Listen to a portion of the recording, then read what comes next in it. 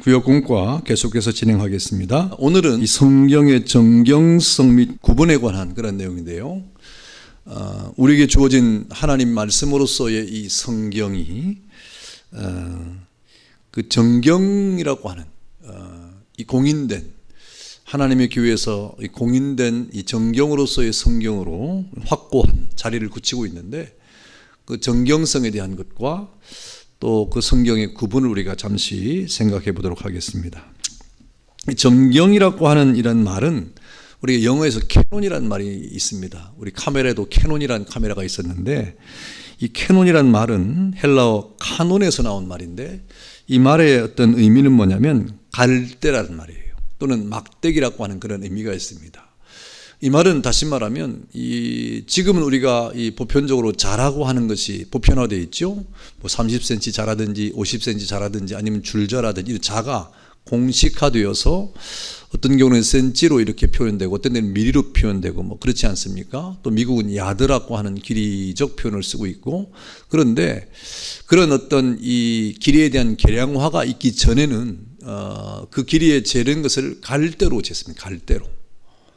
그리고 막대기로 쟀습니다. 막대기로.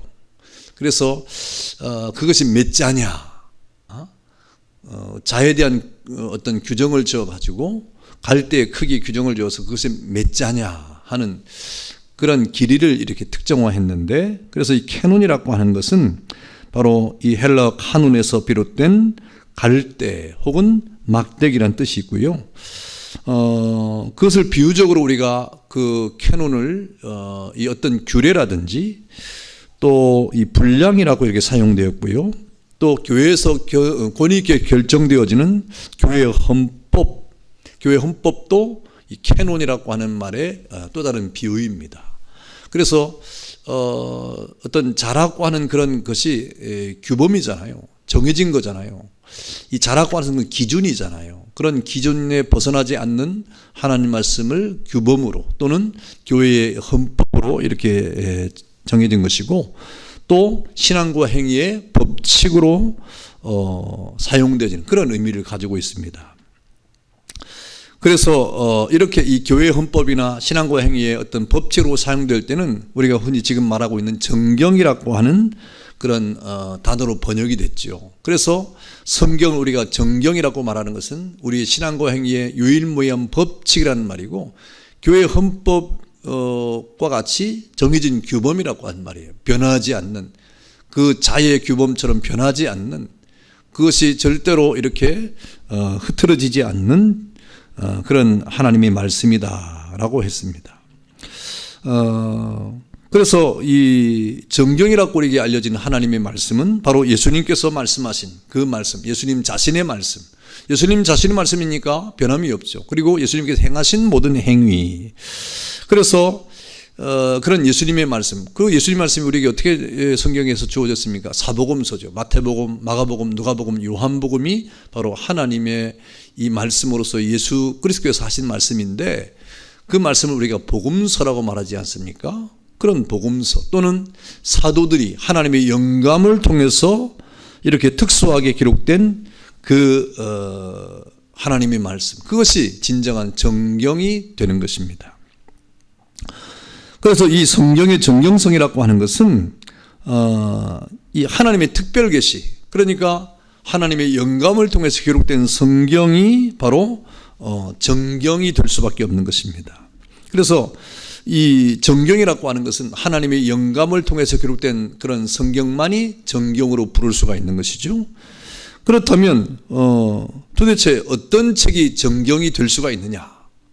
여러분, 어떤 책이 정경이 될 수가 있느냐 하는 이런 질문을 할 때 그 정경을 정경화하는 그런 기준이 생긴 겁니다. 내용이 생긴 것입니다. 그것이 무엇인가 하니까 이 정경 기준의 원칙이 있어요. 정경을 정경화하는 그런 원칙이 있습니다. 그 원칙은 세 가지로 우리 구분될 수 있는데, 첫 번째는 뭐냐면 이 정경화하는 이 하나님의 말씀이 이 선지자들의 글이냐, 이게 굉장히 중요합니다. 선지자들의 글이냐, 또 사도들의 글이냐 하는 겁니다. 선지자들과 사도들에 의해서 기록된 것인가 하는 것이 이 정경 기준의 첫 번째 원리가 되는 것입니다. 그래서 그 성경의 기록이 선지자들에 의해서 기록되느냐 아니면 사도들에 의해서 기록되느냐 하는 것이 첫 번째 기준이고, 두 번째는 선지자들과 사도들이 기록을 했으나 그 성경의 그 어떤 중심 내용이 어떠냐 할 때 그 중심 내용이 그리스도를 중심하고 있느냐 하는 여부가 이 정경화하는 데 굉장히 중요한 그런 요소가 됐습니다. 아무리 선지자들이 기록하고 사도들이 기록해서도 그 기록의 내용이 예수 그리스도를 중심하지 않으면 이건 정경에 포함될 수 없다고 이렇게 기준을 정한 것이죠. 그래서 그 글의 모든 내용의 그 기준이 그리스도를 중심하고 있느냐 하는 것이 두 번째 원칙이 되었고, 또 세 번째는 그 성경을 읽을 때 성령의 감동이 오느냐 하는 것입니다. 그리고 성령의 조명이 있느냐 없느냐 하는 것인데, 여러분 그것은 어떻게 우리가 알 수 있습니까? 그 성경을 읽음으로 성경을 통해서 우리가 그 말씀을 성령의 감동을 통하여 구원에 이르는 그러한 일들이 벌어지는 거예요. 구원을 받는 일들이 벌어지고 구원의 진리를 받아들이고 또 영생을 얻으면서 확인될 수 있는 것이죠. 그래서 어떤 사람이 성경을 읽을 때 성경을 통해서 감동을 받는 것입니다. 성경을 통해서 은혜가 생기는 거예요. 성경을 통해서 예수 그리스도를 믿는 믿음이 생기는 겁니다. 그런 어떤 이 성경의 그런 내용과 그 성경을 읽을 때 성령의 감동이 있느냐, 성령의 이 비춤이 있느냐, 조명이 있느냐 하는 것을 이 정경성의 원칙으로 이렇게 삼았다는 것입니다. 이것이 바로 정경 기준의 원칙이고요. 그 다음에 이 정경 기준의 내용을 또 우리가 살펴보면 거기에도 정경 기준의 원칙과 더불어서 내용의 그런 것들이 이제 두 가지가 존재하는데, 첫 번째는 이 구약은 그리스도와 또 그들의 사도들에 의해서 하나님의 말씀으로 인정하신 책들만 성경으로 간주될 자격을 가진다고 보았습니다. 그러니까 이 구약 같은 경우는 예수님께서 인용을 했다든지 또는 사도들이 인정을 했다든지, 이렇게 신약 시대에 예수님과 그 사도들이 구약을 인용한다든지 구약의 말씀을 이렇게 대신 전파했다든지 사도들이 그것을 인정했다든지 하는 그런 인정성에 의해서 정경으로 간주될 자격이 있다고 이렇게 보았습니다. 그 다음에 두 번째는 신약에 관해서는 그것이 사도성, 다시 말하면 사도들에 의해서 영감된 기록이냐 하는 것과 더불어서 그것이 아까 말씀드린 것처럼 예수 그리스도를 중심하고 있느냐 하는 것은 구원의 도리죠. 구원의 도리입니다. 그래서 그 목적에 있어 성경 기록의 목적이 있어서 구원을 목적하고 있느냐, 예수 그리스도를 중심하고 기록함과 동시에 구원을 목적하고 있느냐 하는 것이 두 번째 어떤 요소가 되었고, 세 번째는 이 보편성으로서 교회의 확정을 받았느냐 하는 것입니다. 교회가 그 성경을 확정했느냐 하는 것을 이 정경의 내용으로 인정을 했던 것이죠. 그래서 우리가 지금 성경의 책들을 보면 사도들이 있었거나 아니면 그 사도들의 어떤 인정을 받은 그런 성경만이 정경에 포함된 것입니다. 그래서 그 신약의 모든 성경이 사도들의 어떤 인정과 더불어서 그들이 그 성경을 이렇게 재가를 했고, 또 그 신약의 모든 이 성경을 교회에서 확정한 그런 내용들로 이렇게 정경을 삼았다는 것이죠. 그리고 그 성경이 하나님의 성령의 감동으로 기록되느냐 하는 원리에 의해서 정해진 것입니다. 여러분, 이러한 사실에 대해서 웨스트민스터 신앙 고백서에서는 성경의 권위는 어떤 사람이나 교회의 증언에 의뢰하지 않고 오직 그것의 저작자이신 하나님에게 전적으로 의뢰한다라고 선언했는데요. 왜 그렇습니까? 이 하나님의 말씀이라고 하는 것, 이 성경은 바로 하나님의 성령의 감동으로 기록된 것이기 때문에 그런 것입니다. 그래서 이사야 34장 16절에 보면 뭐라고 이렇게 하니까 너희는 여호와의 책을 자세히 읽어보라. 이것들이 하나도 빠진 것이 없고 하나도 그 책이 없는 짝이 없는 것이 없으리니 이는 여호와의 입이 이를 명하였고 그의 신이 이것들을 모으셨습니다. 그러니까 이 성경은 하나님이 말씀하신 것이고 또 성령께서 모으게 했다 이 말입니다. 다시 말하면 성령의 감동을 통해서 구약이라고 하는 성경과 신약이라고 하는 성경이 정경화되었다, 모이게 되었다. 그것도 다 하나님의 섭리 가운데 있다는 말입니다. 그래서 이 정경이 성경으로 인정을 받게 된 것입니다. 그렇다면 이 성경이 기록된 하나님의 말씀의 성경이 언제 정경화되었느냐? 이 언제 정경화되었느냐 하는 것입니다. 다시 말하면 지금 구약이 39권이잖아요. 그리고 신약이 27권인데 구약 39권과 신약의 27권이 언제 이 하나님의 말씀에 그 정확한 이 정경으로 인정이 되었느냐 하는 것입니다.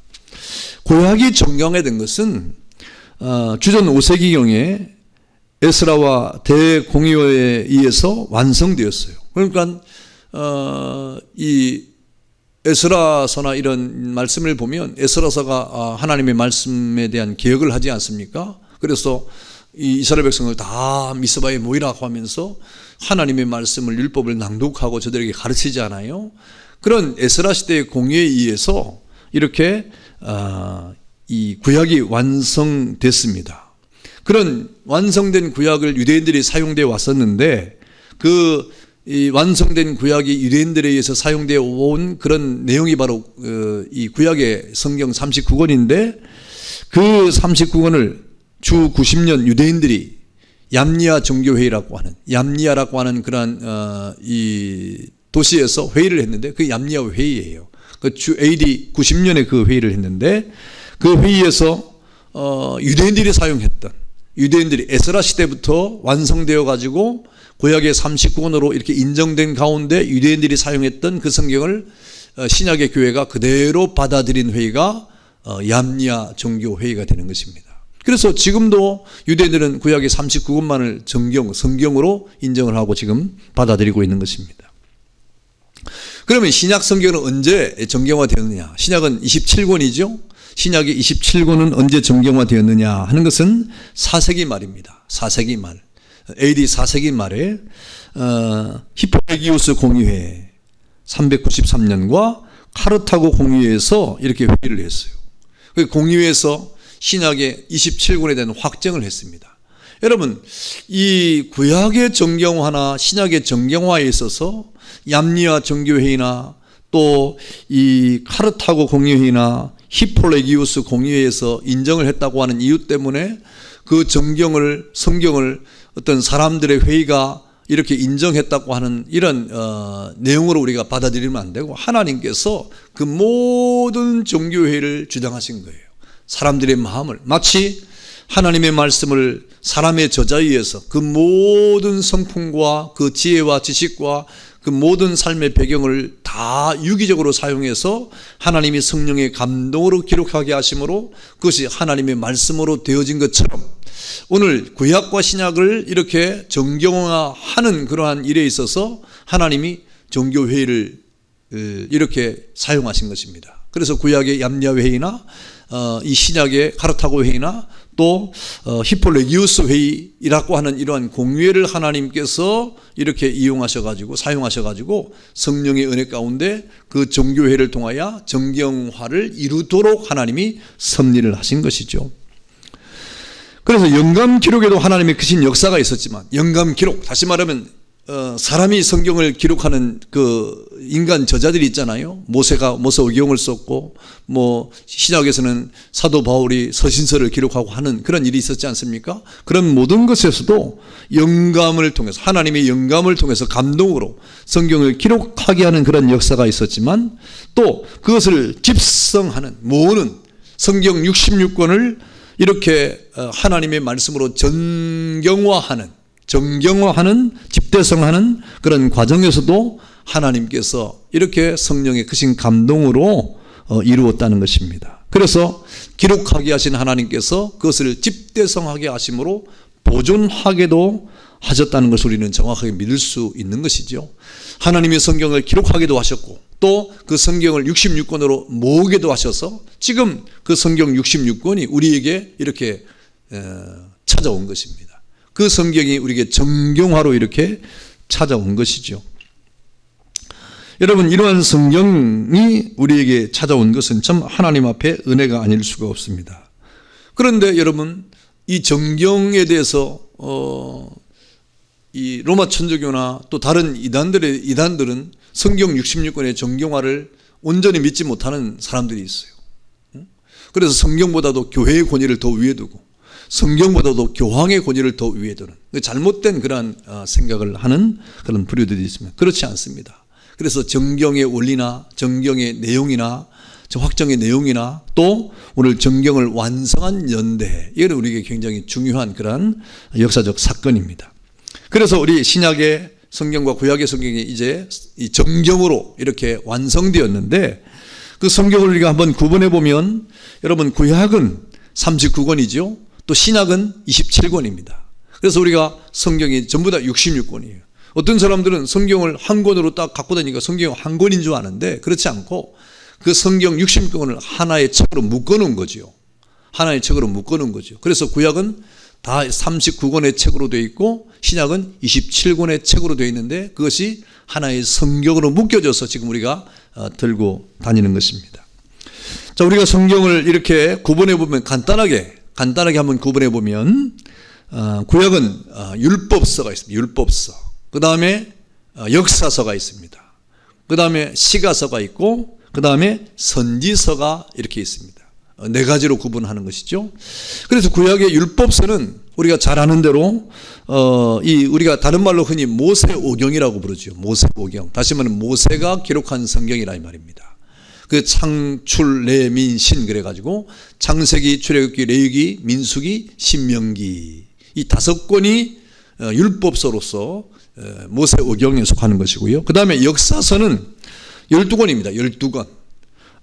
거기는 여호수아, 사사기, 룻기, 사무엘상, 사무엘하, 열왕기상, 열왕기하, 역대상, 역대하, 에스라, 느헤미야, 에스더까지 이 12권의 책이 이스라엘 역사를 통해서 하나님이 이 땅에 행하시는 구속사의 역사를 우리에게 이렇게 웅변적으로 상징적으로 나타내주고 있는 것이죠.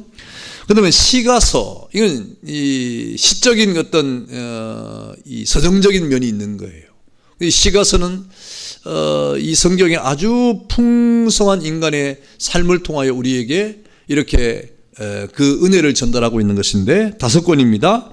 욥기가 있고요. 그 다음에 시편이 있고 잠언이 있고 그 다음에 전도서가 있고 그 다음에 아가서, 이 5권이 시가서에 포함이 됩니다. 그 다음에 마지막으로 선지서인데 선지서는 그 이후의 모든 성경인데 총 17권입니다. 17권. 근데 이 선지서는 또 2가지로 분류를 해요. 2가지로. 하나는 대선지서와 소선지서로 이렇게 구분을 합니다. 여러분, 이 대소를 나누는 것은 선지서를 구분할 때 대선지서와 소선지서를 나누는 것은 선지자의 능력이나 또 선지자의 그런 어떤 유명세나 이런 것이 아니라 그 하나님의 이 선지자들의 어떤 메신저로서의 선지자들의 그 하나님의 말씀의 분량을 따라가는 거예요. 분량. 그러니까 대선지서는 선지자들의 어떤 글에서 그 하나님의 말씀이 분량이 많은 거예요. 그것이 5권입니다. 그 분량이 많은 5권이 바로 이사야서, 그 다음에 예레미야, 애가, 에스겔, 다니엘, 이 5권이 이 대선지자에 속하고 선지서에 속하고, 그 다음에 이 소선지서는 선지자들이 조금 능력이 작다든지 아니면 활동이 작다든지 그런 것이 아니라 그 내용, 메시지의 내용이 분량이 작다는 말입니다. 그것은 12권인데요. 그 12권은 호세아, 요엘, 아모스, 오바댜, 요나, 미가, 나훔, 하박국, 스바냐, 학개, 스가랴, 말라기 이렇게 구분을 할 수가 있습니다. 그래서 구약의 총 39권이 율법서, 역사서, 시가서, 선지서를 대선지서와 소선지서로 이렇게 우리가 간단하게 일단 구분을 할 수가 있습니다. 그 다음에 이제 우리 신약을 구분해 보면요.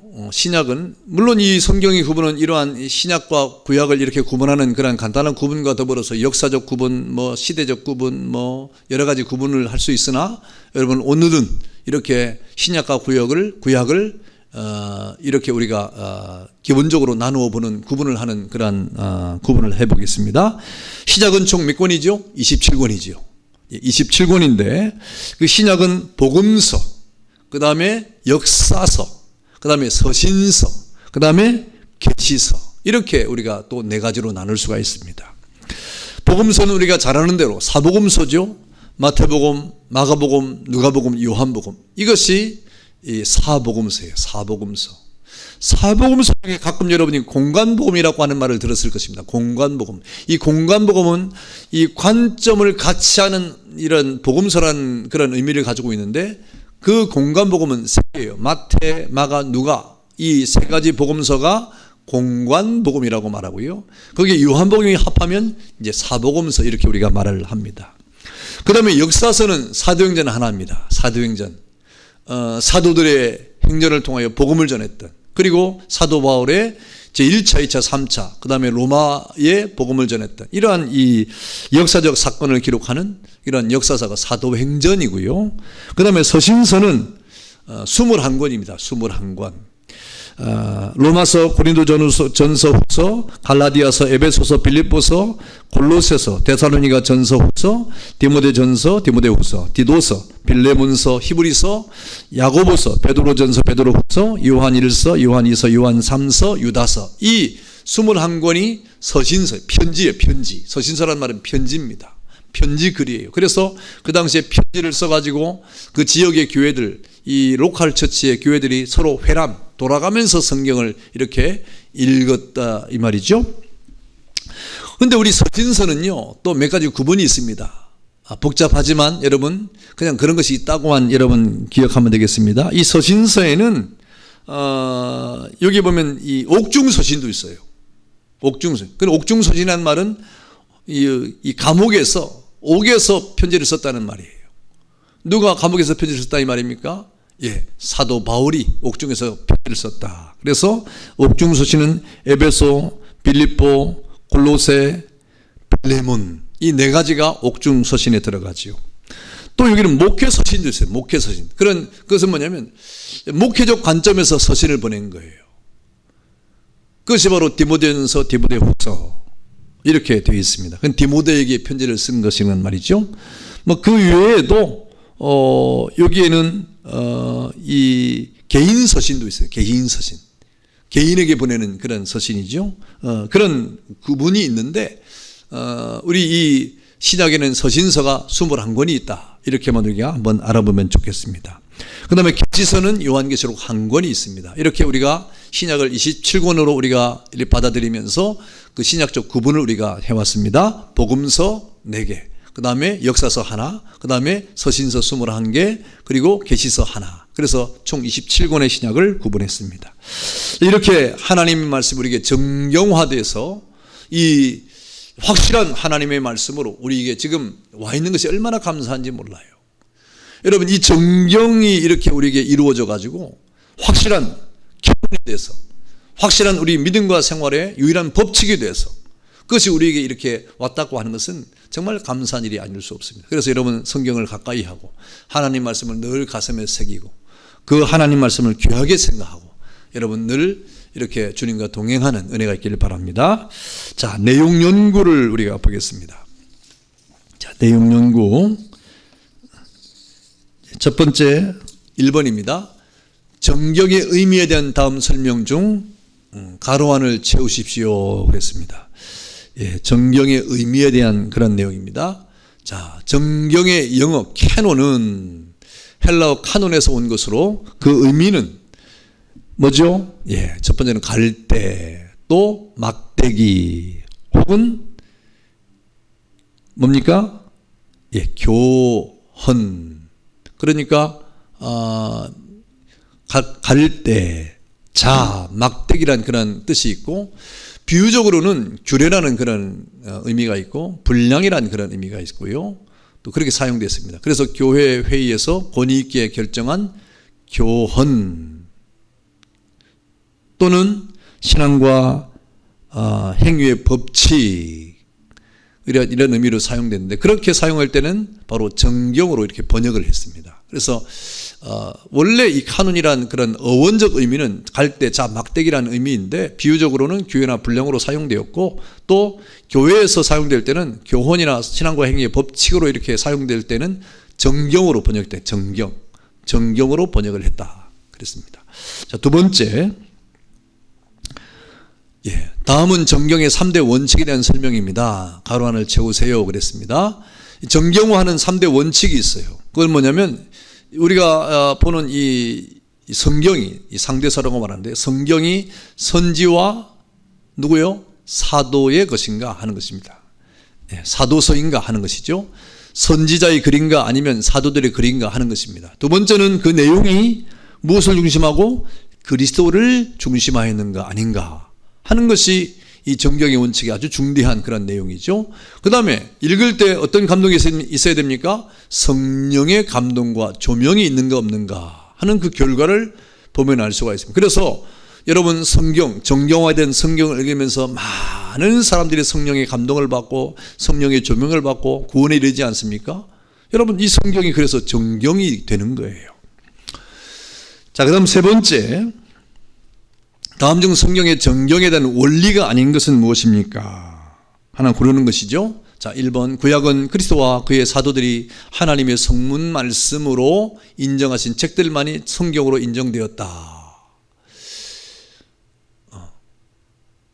맞죠. 구약 성경은 예수님이 인정하고 사도들이 인정한 말씀으로만 성경으로 인정되었죠. 그 다음에 두 번째, 신약의 정경 기준의 내용은 사도성, 목적성, 보편성 등이다. 그것도 맞습니다. 신약의 정경 기준은 사도성, 사도들이 그리냐, 목적성, 이것이 그리스도의 구원을 목적하고 있느냐, 그리고 보편성, 교회가 그것을 인정했느냐 하는 그런 기준이죠. 세 번째, 성경의 권위는 어떤 사람이나 교회의 증언에 의뢰하지 않고 오직 그것의 저작자이신 하나님에게 전적으로 의뢰한다. 이게 맞습니다. 그래서 성경의 권위는 사람에게 나오는 게 아니에요. 또 교회가 인정했다고 되는 게 아니라 그것이 하나님의 전적인 그런 의뢰로, 하나님의 은혜로 이렇게 결정되어진 것이냐 하는 것을 우리가 성경의 권위로 인정하는 것입니다. 네 번째, 성경을 정경으로 인정할 수 있는 것은 오직 교회뿐이다. 이건 틀린 것이죠. 성경을 정경으로 인정하는 것은 교회가 아니라 하나님 말씀 자신이고 또 하나님 자신께서 하시는 것입니다. 그러니까 원리가 아닌 것은 바로 4번이 되겠습니다. 그 다음에 4번, 구약과 신약의 정경화된 것은 언제입니까? 구약이 언제 정경화되었습니까? 이 구약의 정경화는 여러분, 이 주전 5세기경부터 이렇게 에스라와 대공의회에 의해서 이 구약이 이렇게 이루어졌어요. 구약이 이루어졌고, 그런데 그 구약의 그런 이 정경화된 것을 계속 이렇게 이어오다가 주 90년에 얌리아 정교회의의 결정을 신약교회가 받아들인 거죠. 그래서 주 90년 얌리아 정교회의 결정을 신약교회가 받아들였다. 이렇게 우리가 보면 되겠고요. 신약은 어떻습니까? 4세기 말에 히포레기우스 공의회와 또 카르타고 공의회에서 결정을 했어요. 그래서 신약을 정경화로 이렇게 결정을 해서 이렇게 우리에게 신약의 정경이 완성된 것입니다. 여러분, 그런 이런 정경화에 대한 내용을 우리가 잘 기억하고 또 하나님의 뜻으로 우리가 또 깨닫는 것이죠. 그 다음에 성경 66권의 내용의 분류를 해보세요 그랬습니다. 여러분, 성경이 66권임을 우리가 알고 있고요. 구약은 몇 권입니까? 구약은 39권이죠. 그리고 신약은 27권이죠. 구약 성경 39권은 어떻게 구분됩니까? 율법서 5권, 역사서 12권, 시가서 5권, 그리고 선지서 17권. 그래서 총 39권이 되고요. 신약은 27권인데 복음서 4권, 역사서 1권, 서신서 21권, 계시서 1권. 그래서 총 27권에서 성경이 66권이 이렇게 완성되었습니다. 그래서 지금 성경이 우리 앞에 와 있는데 여러분, 이 정경화된 성경이 우리 앞에 와 있다고 하는 것은 굉장한 축복이에요. 그래서 성경을 늘 가까이 하고 이 66권의 성경 외에는 또 다른 성경이 없습니다. 그 천사들이 말을 할지라도 그건 성경이 될 수가 없어요. 오직 하나님께서 우리에게 성령의 은혜를 통해서 이 성경을 이렇게 완성하게 하고 집대성하게 해서 성경 66권을 완성했다, 정경화되었다 하는 것을 여러분 기억을 하고 성경을 늘 가까이 하고 그 성경을 통해서 은혜를 받는 여러분 되기를 바랍니다. 감사합니다.